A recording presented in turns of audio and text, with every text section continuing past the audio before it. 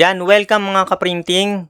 Welcome dito sa Bentech. May nabasa ako dito sa printing group, no? Parehas lang po ba ang printer na pang tarpaulin at yung pang malaking Sintra board? So may nakita ako dito na sagot na mas accurate, no? Ito yung pinaka tamang sagot, no? If direct printing sa Sintra board, no, kailangan mo UV printer. Yun yung flatbed, tapos direkta niyang ipiprint dun sa Sintra board. Pero tingin ko mas mahal yung magiging costing nun dahil mahal yung machine compare dito sa tarpaulin printer, no? Kung may tarpaulin printer ka na 5 feet, no, pwede kang mag-print ng sticker, then ilalapat mo siya sa Sintra board.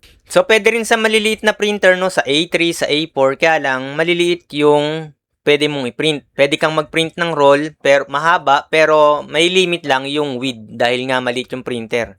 So kung 5 feet na tarpaulin printer, 6 feet, 10 feet, pero ang alam ko kasi ang limitation ng roll sticker is 4 feet lang.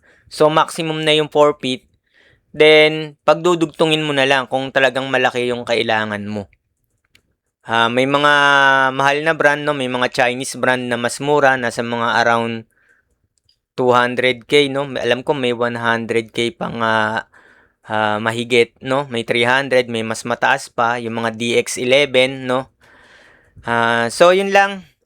Nagbigay lang ako ng idea tungkol dito.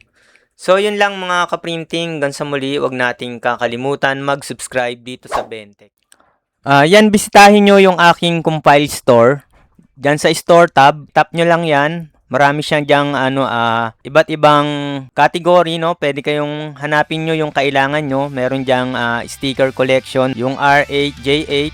Then meron pa akong nilagay dyan na sticker, no? Yan, yung R8, J8. Then meron pang isang collection ng stick. Kasi pag nag-YouTube shopping kayo at nag-check out kayo via YouTube, madedirect kayo dun sa Shopee store.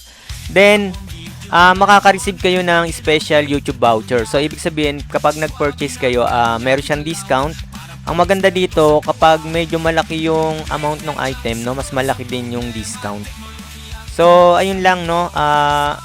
Hanapin nyo na lang dun sa store tab sa aking channel.